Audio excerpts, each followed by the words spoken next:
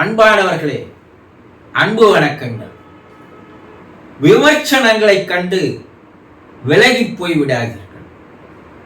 நீங்க ஒரு செயலை செய்யணும்னு முடிவு பண்ணிட்டீங்க, ஒரு காரியத்தை செய்யணும்னு முடிவு பண்ணிட்டீங்க, ஒரு குறிக்கோளை லட்சியத்தை எடுத்துட்டீங்க, ஏதோ ஒரு வேலையில நீங்க ஈடுபடுறீங்க, ஏதோ ஒரு நல்ல பழக்கத்தை செய்யணும்னு ஆர்வத்தோடு இருக்கிறீங்க இல்லையா?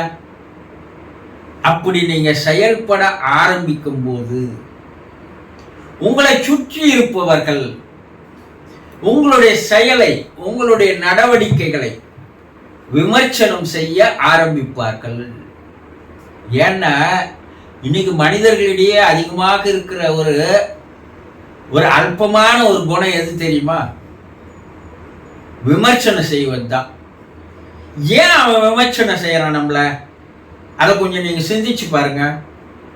நம்மால செய்ய முடிந்ததை அவனால செய்ய முடியல, அதனாலதான் அவன் விமர்சனம் பண்றான், வேற வழியே இல்லை. நீங்க நல்ல அறிவாற்றலோடு இருப்பீங்க, அவனுக்கு அறிவு இருக்காது. நீங்க நல்ல திறமையோடு இருப்பீங்க, அவனுக்கு திறமை இருக்காது. நீங்க நல்ல படிப்பாளியா இருப்பீங்க, அவன் படிச்சிருக்க மாட்டான். நீங்க நல்ல செல்வந்தனா இருப்பீங்க, அவன் ஏழையா இருப்பான். நீங்க நல்ல ஆளுமை திறனோட இருப்பீங்க, அவனுக்கு அது என்னன்னே தெரியாது. அப்போ உங்ககிட்ட இருக்கின்ற குணங்கள் எதுவுமே அவங்ககிட்ட இல்லை. உங்ககிட்ட முயற்சியும் பயிற்சியும் விடாமுயற்சியும் இருக்குது, அவங்ககிட்ட அது எதுவுமே இல்லை. அதனால அவனுடைய அல்ப குணம் என்னன்னா, உங்களை விமர்சனம் செய்துட்டா அதுல அவனுக்கு ஒரு பரம சந்தோஷம்.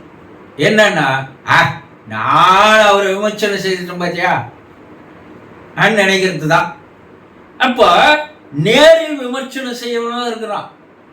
அது உங்க குடும்பத்திலேயே இருக்கலாம், உங்க உறவினர்கள் இருக்கலாம், உங்க நண்பர்கள் இருக்கலாம், உங்களோட பழகுபவர்கள் இருக்கலாம். இதுல 100 பேர்ல 90 பேர் உங்களை விமர்சனம் செய்பவர்களாக தான் இருப்பாங்க. உங்ககிட்ட இருக்கக்கூடிய பலம் என்னன்னு அவன் பார்க்கவே மாட்டான். உங்ககிட்ட இருக்க பலவீனம் என்ன அதை பார்ப்பான். இந்த பலவீனத்தை பத்தி பேசுவான், இல்ல பலத்தை குறை பத்தி பேசுவான். இப்படி விமர்சனம் செய்வதையே வாடிக்கையாக, வேடிக்கையாக, பழக்கமாக, வழக்கமாக, குணமாக கொண்டிருக்கின்ற மனிதர்கள் தான் இன்னைக்கு பெரும்பாலான மனிதர்கள். இவங்களெல்லாம் வாழ்க்கையில முன்னுக்கு வரவே முடியாது. இப்படி காலம் பூரா மற்றவனை விமர்சனம் பண்ணினே இறந்து போகின்ற, எதற்கும் உபயோகம் இல்லாத ஜென்மங்க நிறைய இருக்கு.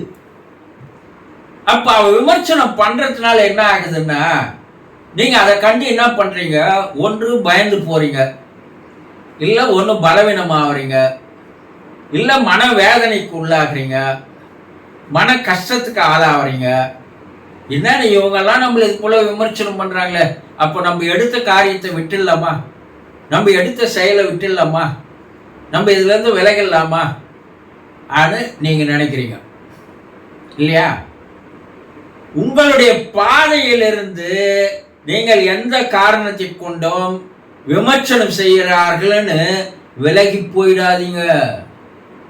அப்படி விலகி போயிட்டாங்கன்னா பைசாவுக்கு புரோஜனம் இல்லாதவன் உங்களுடைய லட்சியத்தை அழித்து விடுகிறான்.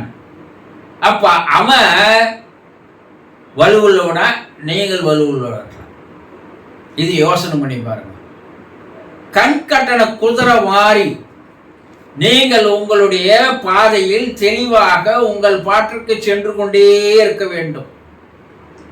இந்த உலக சரித்திரத்துல வெற்றி பெற்றவன், சாதனை பிடித்தவன், பெரிய கண்டுபிடிப்பாளர், பெரிய பெரிய அறிவாளிகள், இவங்களெல்லாம் விமர்சனம் அந்த காலத்திலிருந்து எவ்வளோ பேர் விமர்சனம் செய்தார்கள்.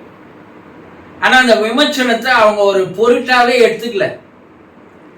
அவர்கள் பாட்டுக்கு அவங்க தன்னுடைய குறிக்கோளை, லட்சியத்தை நோக்கி ஓடிக்கொண்டே இருந்தார்கள். விமர்சனம் செய்யல, செய்தா என்னன்றதெல்லாம் அவங்க கவலைப்படலை. ஆனா அவர்களை விமர்சனம் செய்தவெல்லாம் இல்லாதே போயிட்டான், அவன் யாருன்னே தெரியல. ஆனா இவர்கள் உலக சரித்திரத்தில் இடம் பெற்றாங்க.